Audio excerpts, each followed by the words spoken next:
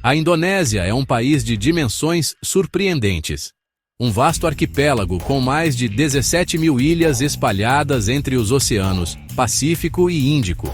É a quarta nação mais populosa do mundo, um mosaico de culturas, línguas e religiões. No coração desta complexa nação está a ilha de Java, a mais densamente povoada do planeta. É aqui que se encontra Jakarta, a capital que pulsa com uma energia frenética e caótica. A sua área metropolitana, conhecida como Jabodetabek, é um gigante urbano que alberga mais de 32 milhões de pessoas, tornando-a uma das maiores aglomerações humanas da Terra. Este crescimento explosivo, ocorrido principalmente desde a independência do país em 1945, transformou uma cidade colonial num monstro de betão e asfalto, expandindo-se sem controlo e sem o planeamento necessário. O resultado desta expansão desordenada é uma cidade que atingiu o seu ponto de ruptura. Todos os dias, milhões de pessoas enfrentam um trânsito lendário, onde viagens curtas podem demorar horas, enchendo o ar com uma névoa de poluição visível e sufocante. A infraestrutura simplesmente não conseguiu acompanhar o ritmo do crescimento populacional. As estradas estão perpetuamente congestionadas, os transportes públicos são insuficientes para a procura e os serviços básicos, como o saneamento e a gestão de resíduos, lutam para dar resposta a uma população tão vasta. Jakarta é um testemunho vivo do que acontece quando o desenvolvimento urbano avança muito mais rápido do que a capacidade de o gerir, criando um ambiente onde a qualidade de vida se degrada a cada dia que passa. Para os seus habitantes, viver em Jakarta tornou-se um exercício diário de paciência e resiliência. A luta por espaço, por ar limpo e por mobilidade é constante. A poluição do ar é tão severa que se tornou uma das piores do mundo, causando problemas de saúde generalizados, especialmente entre as crianças e os idosos.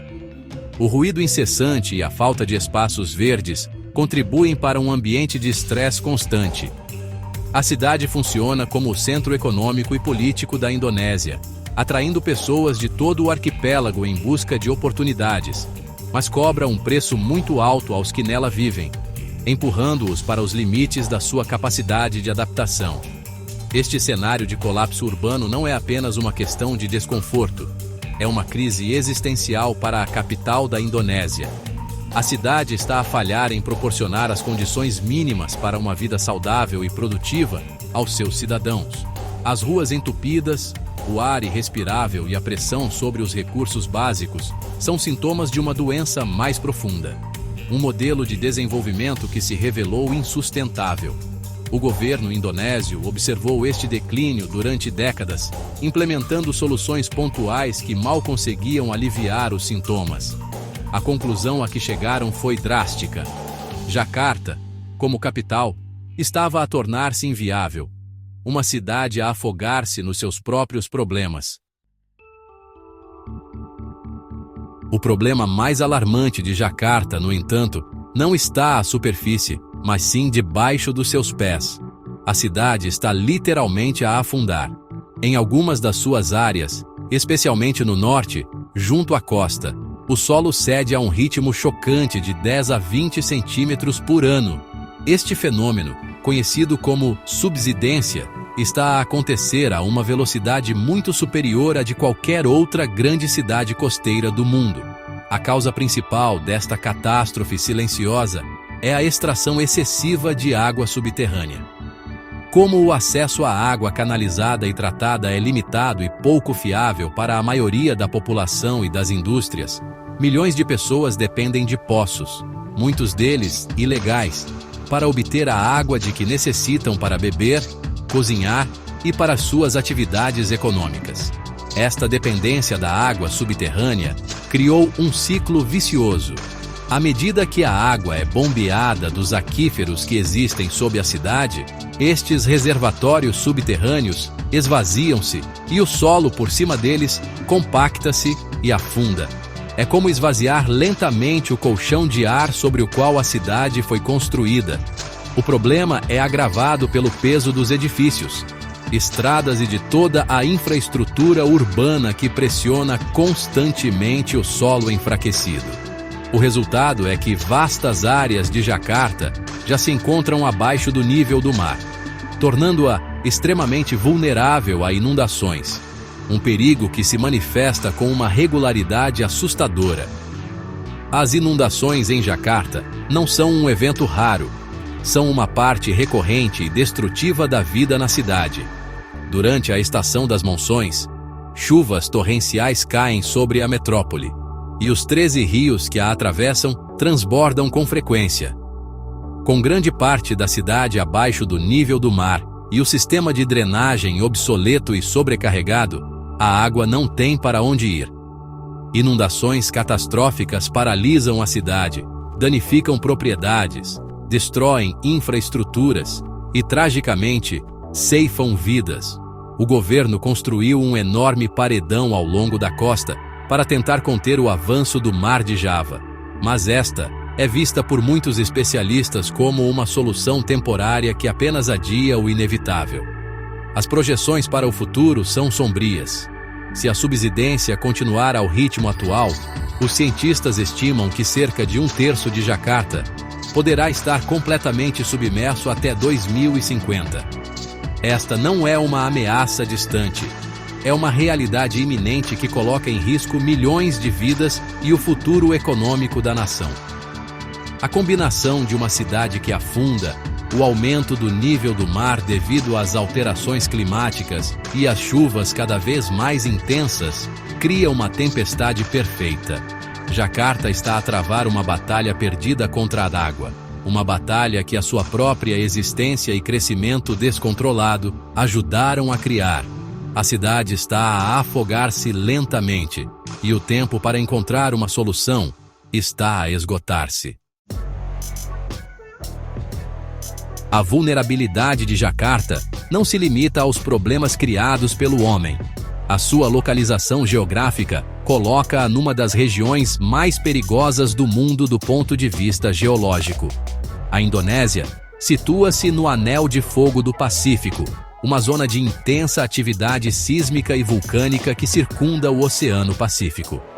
O país tem mais vulcões ativos do que qualquer outra nação e sofre frequentemente com terremotos, muitos dos quais têm o potencial de gerar tsunamis devastadores. A ilha de Java, onde Jacarta se localiza, não é exceção.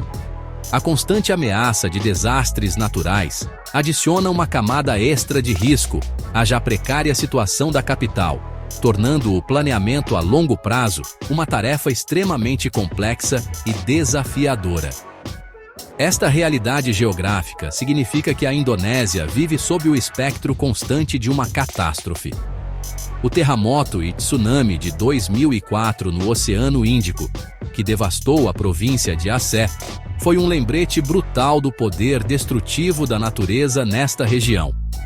Embora Jacarta não tenha sido diretamente atingida por esse evento, a cidade não está imune. A sua localização costeira numa baía torna-a vulnerável a tsunamis que possam ser gerados por terremotos em outras partes do arquipélago. Um evento sísmico de grande magnitude no Estreito de Sunda, por exemplo, poderia enviar uma onda gigante em direção à capital, com consequências inimagináveis para uma cidade já a afundar e densamente povoada. Para além dos terremotos e tsunamis, o clima tropical da Indonésia, com as suas monções anuais, agrava os problemas de Jacarta. As chuvas intensas e prolongadas são uma característica normal do clima, mas as alterações climáticas estão a torná-las mais extremas e imprevisíveis. Estas chuvas torrenciais sobrecarregam um sistema de drenagem já inadequado e contribuem para as inundações recorrentes que paralisam a cidade. A combinação de uma geografia instável e um clima cada vez mais severo cria um ambiente de risco permanente, onde a normalidade pode ser interrompida a qualquer momento por um desastre natural, exacerbando os problemas de uma metrópole já em crise. Perante este cenário, a ideia de que Jacarta não era um local seguro para ser o centro administrativo de uma nação tão grande e complexa começou a ganhar força. Manter o governo, as embaixadas e as principais instituições numa cidade que enfrenta uma ameaça existencial de afundamento, inundações constantes e o risco sempre presente de um grande desastre natural parecia cada vez mais imprudente. A geografia e o clima da região não apenas dificultavam a resolução dos problemas de Jacarta, como também sublinhavam a necessidade de encontrar uma alternativa mais segura e estável. A crise não era apenas urbana, era também uma crise geográfica que exigia uma solução radical. Face à crise aparentemente insolúvel de Jacarta, o governo indonésio tomou uma decisão drástica e ambiciosa. Em 2019, o então presidente, Joko Widodo, conhecido como Jokowi, anunciou ao mundo um plano para mudar a capital do país.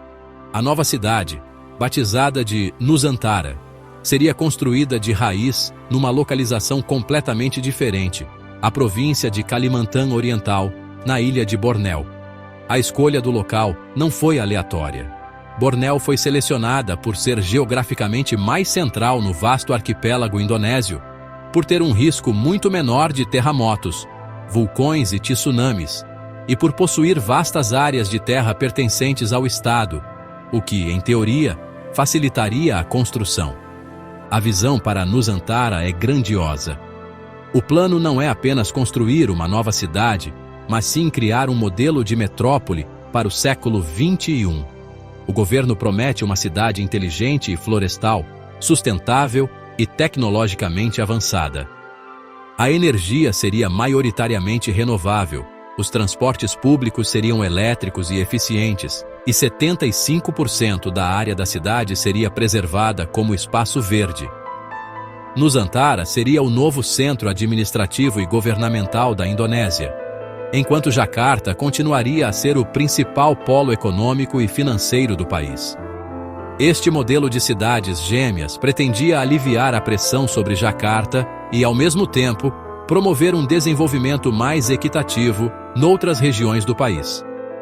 A construção de Nusantara começou oficialmente em meados de 2022, com um cronograma ambicioso.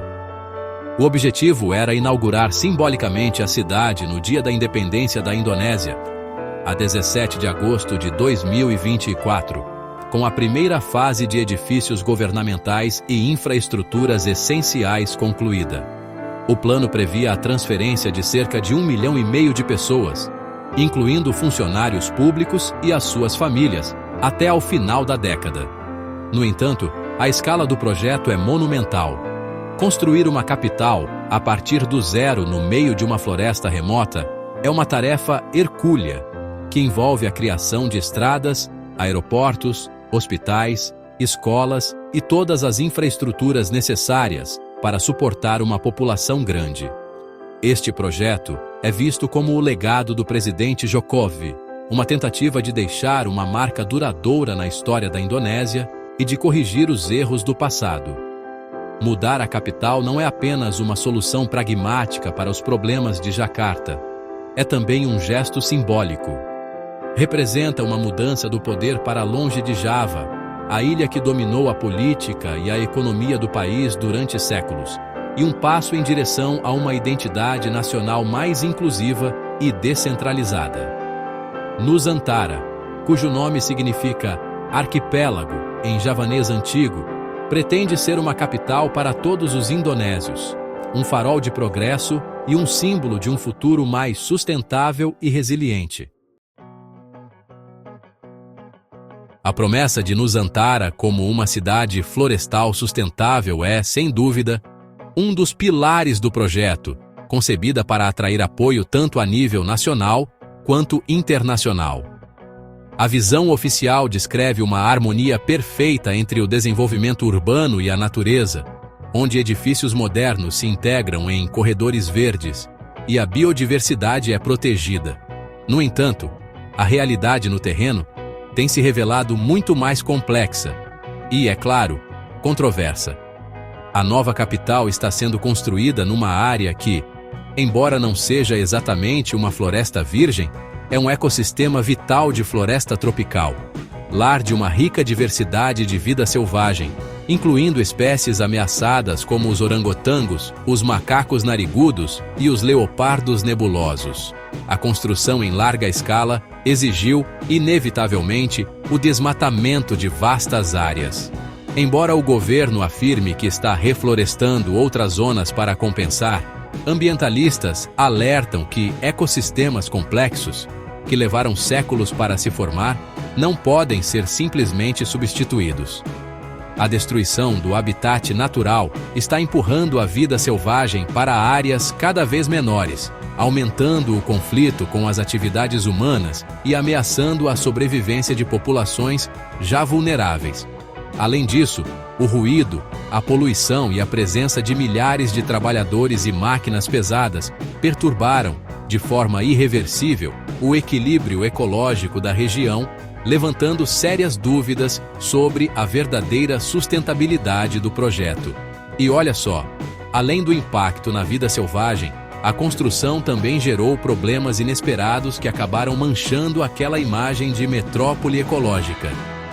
Durante o feriado do Eid ul-Fitr, em abril de 2025, milhares de turistas e curiosos visitaram o canteiro de obras para ver o progresso da futura capital. A falta de infraestrutura adequada para gerenciar os visitantes resultou numa acumulação massiva de lixo, que ficou espalhado por todo o local. O lixo atraiu uma infestação de ratos, e vídeos desse problema viralizaram nas redes sociais, criando um embaraço público para um projeto que se orgulha justamente da sua limpeza e planejamento ambiental. Esse incidente expôs a grande lacuna entre a visão idealizada e a difícil realidade da gestão de uma cidade em construção. A contradição entre o discurso verde e a prática da construção tornou-se um ponto central de crítica. Ativistas ambientais e cientistas questionam se é mesmo possível construir uma cidade para milhões de pessoas no meio de um dos ecossistemas mais sensíveis do mundo, sem causar danos irreparáveis. A promessa de uma cidade em harmonia com a natureza parece cada vez mais difícil de alcançar, quando as primeiras fases da construção já demonstram um impacto ambiental significativo. O sonho de Nusantara como um paraíso ecológico está colidindo com a dura realidade de que qualquer desenvolvimento humano em grande escala, por mais bem intencionado que seja, deixa uma pegada profunda e, muitas vezes, destrutiva no ambiente.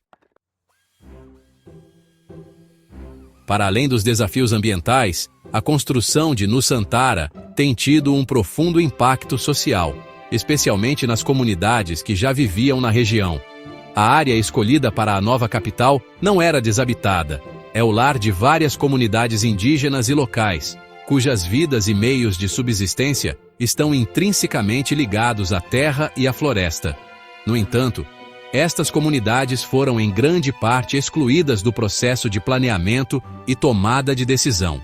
Muitas famílias foram deslocadas das suas terras ancestrais com compensações consideradas inadequadas, perdendo não só as suas casas, mas também o seu modo de vida e a sua identidade cultural. O processo de aquisição de terras tem sido marcado por disputas e protestos. As comunidades locais sentem que as suas vozes não foram ouvidas e que os seus direitos foram ignorados em nome do progresso nacional. O governo prometeu desenvolvimento e oportunidades, mas para muitos, a chegada da nova capital significou perda e incerteza. A transformação da sua terra natal num gigantesco estaleiro de obras trouxe consigo uma disrupção social profunda. A chegada de mais de 100 mil trabalhadores de outras regiões da Indonésia, como Java e Sulawesi, também criou tensões sociais, com os habitantes locais a sentirem-se marginalizados no seu próprio território.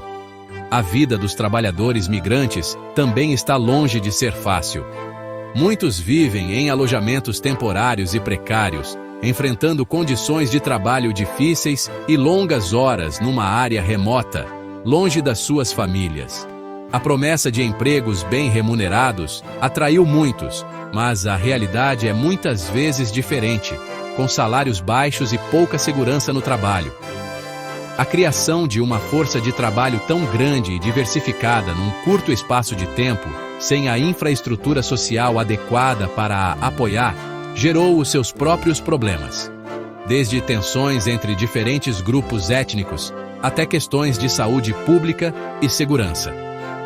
O custo humano da construção de Nusantara levanta questões éticas fundamentais sobre o projeto. Uma capital que se pretende um símbolo de uma Indonésia mais justa e equitativa está a ser construída sobre as fundações da exclusão e do deslocamento. A falta de um envolvimento significativo das populações locais no processo de planeamento criou um sentimento de ressentimento que poderá minar a legitimidade da nova cidade a longo prazo.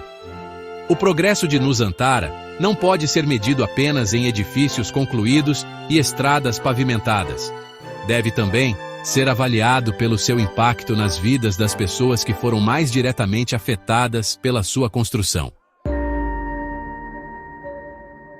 Um dos maiores obstáculos que o projeto Nusantara enfrenta é o seu custo astronômico, estimado em mais de 30 mil milhões de dólares. O governo indonésio comprometeu-se a financiar cerca de 20% deste valor a partir do orçamento do Estado, o que já representa uma pressão significativa sobre as finanças públicas.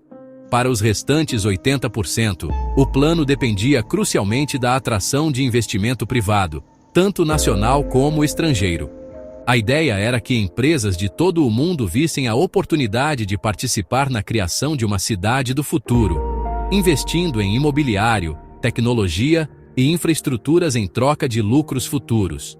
No entanto, atrair este investimento maciço tem se revelado muito mais difícil do que o esperado. Os investidores estrangeiros, em particular, têm se mostrado cautelosos.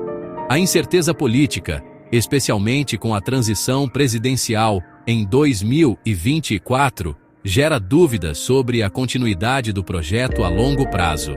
Embora o presidente eleito, Prabowo Subianto, tenha prometido dar seguimento ao legado de Jokowi, os investidores temem que as prioridades possam mudar.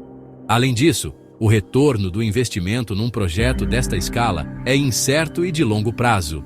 Um risco que muitas empresas não estão dispostas a correr, especialmente quando a infraestrutura básica ainda está incompleta. A falta de financiamento privado já está a causar atrasos significativos na construção. Muitos dos edifícios planeados continuam a ser apenas maquetes ou estruturas inacabadas. A inauguração simbólica de agosto de 2024 aconteceu com apenas um núcleo central de edifícios governamentais parcialmente funcionais. A transferência em massa de funcionários públicos e das suas famílias, prevista para começar em 2024, tem sido adiada e reduzida. Muitos funcionários mostram-se relutantes em mudar-se para uma cidade que ainda é, em grande parte, um estaleiro de obras, com poucas escolas, hospitais, lojas e opções de lazer. A cidade precisa de pessoas para se tornar vibrante, mas as pessoas hesitam em ir enquanto a cidade não estiver pronta. Esta dependência do capital privado coloca todo o projeto numa posição vulnerável. Sem um fluxo constante de dinheiro, o ritmo da construção abranda, o que, por sua vez, torna o projeto menos atrativo para novos investidores, criando um ciclo vicioso. O governo está a fazer um esforço enorme para tranquilizar os mercados e oferecer incentivos, mas a realidade é que construir uma capital do zero é uma aposta financeira de alto risco. O sucesso de Nusantara depende não apenas de betão e aço, mas também da confiança dos investidores. Se essa confiança não se materializar, a nova capital corre o risco de se tornar um projeto inacabado ou uma cidade fantasma, um monumento dispendioso a uma ambição que superou a capacidade de a financiar. A Indonésia não é o primeiro país a embarcar na monumental tarefa de construir uma nova capital. Ao longo da história, várias nações tomaram decisões semelhantes por razões políticas, econômicas ou logísticas. A experiência destas outras capitais planeadas oferece lições importantes, e muitas vezes de advertência, para o projeto de Nusantara. Um dos exemplos mais famosos é Brasília, no Brasil. Construída no final da década de 1950 no interior do país, Brasília foi concebida pelo arquiteto Oscar Niemeyer como uma utopia modernista, destinada a promover a integração nacional e a afastar o poder da costa. No entanto, a realidade de Brasília revelou-se diferente do sonho. Embora seja arquitetonicamente impressionante, a cidade é frequentemente criticada pela sua falta de vitalidade urbana e pela sua rigidez. O planeamento estrito, que separa as zonas residenciais, comerciais e governamentais, criou uma cidade construída para carros, não para pessoas, com pouca vida de rua. Além disso, Brasília não resolveu o problema da desigualdade social. Em vez disso, criou cidades satélite pobres à sua volta, onde vive a maior parte da força de trabalho que serve a capital. A cidade tornou-se um símbolo da separação entre a elite política e o resto do país. Uma lição que Nusantara deve ter em atenção para não repetir. Outros exemplos oferecem perspectivas diferentes. Abuja, na Nigéria, foi construída nos anos 80 para substituir a superpovoada Lagos e para ser uma capital etnicamente neutra. Tal como Brasília, Abuja teve sucesso em tornar-se o centro administrativo, mas também luta contra o crescimento descontrolado e a desigualdade. Um exemplo mais extremo é Naypyidaw, a capital de Myanmar, construída em segredo pelo regime militar e inaugurada em 2005. Apesar das suas autoestradas de 20 faixas e edifícios governamentais gigantescos, a cidade permanece em grande parte vazia. Uma cidade fantasma que a população e as empresas se recusam a adotar, servindo apenas como uma fortaleza isolada para a elite governante. Estas experiências internacionais mostram que construir os edifícios de uma capital é a parte mais fácil. O verdadeiro desafio é criar uma cidade viva, orgânica e inclusiva, um lugar onde as pessoas queiram realmente viver e trabalhar. O sucesso de uma capital planeada não depende apenas de arquitetura arrojada ou de tecnologia inteligente, mas da sua capacidade de se conectar com a nação que representa e de servir todos os seus cidadãos, não apenas uma elite. Nusantara enfrenta o mesmo desafio. Para evitar tornar-se uma Brasília estéril ou uma Naypyidaw vazia, terá de ir além da construção física e concentrar-se na criação de uma comunidade vibrante e de um verdadeiro sentido de pertença, uma tarefa muito mais difícil do que erguer edifícios na floresta. A Indonésia encontra-se hoje numa encruzilhada, dividida entre uma capital que está a morrer e uma nova capital que luta para nascer. Jakarta continua a afundar-se sob o peso dos seus próprios problemas, com as inundações, a poluição e o congestionamento a tornarem a vida cada vez mais difícil para os seus milhões de habitantes. A necessidade de uma solução é inegável e urgente. No entanto, a solução escolhida, a construção de Nusantara, revelou-se uma aposta de alto risco, repleta de desafios ambientais, sociais e financeiros. A questão que paira sobre a nação é se a mudança da capital é realmente a melhor resposta para a crise de Jakarta e para o futuro da Indonésia. Os críticos do projeto argumentam que os mais de 30 mil milhões de dólares que estão a ser gastos em Nusantara poderiam ser mais bem utilizados para resolver os problemas de Jakarta. Investir na melhoria das infraestruturas de água e saneamento, na expansão dos transportes públicos e na construção de defesas marítimas mais robustas, poderia, segundo eles, salvar a capital atual e melhorar a vida de dezenas de milhões de pessoas. Mudar a capital, argumentam, é como abandonar um navio que está a afundar, em vez de tentar consertá-lo, deixando a maioria da população para trás para lidar com as consequências. Por outro lado, os defensores de Nusantara insistem que Jakarta está para além da salvação e que investir mais dinheiro na cidade seria como atirá-lo ao mar. Eles veem a nova capital como uma oportunidade única para recomeçar para criar um modelo de desenvolvimento sustentável que possa inspirar o resto do país e para redistribuir o poder e a riqueza de forma mais equitativa por todo o arquipélago. Para eles, Nusantara não é uma fuga, mas sim um passo corajoso em direção a um futuro melhor, uma tentativa de construir uma nação mais resiliente e preparada para os desafios do século XXI. O futuro da Indonésia permanece, assim, incerto, suspenso entre estas duas visões. O sucesso de Nusantara está longe de estar garantido. Depende da capacidade do governo de superar os enormes desafios de financiamento, de mitigar os impactos ambientais e sociais e, crucialmente, de convencer a população e as empresas a abraçarem a nova cidade.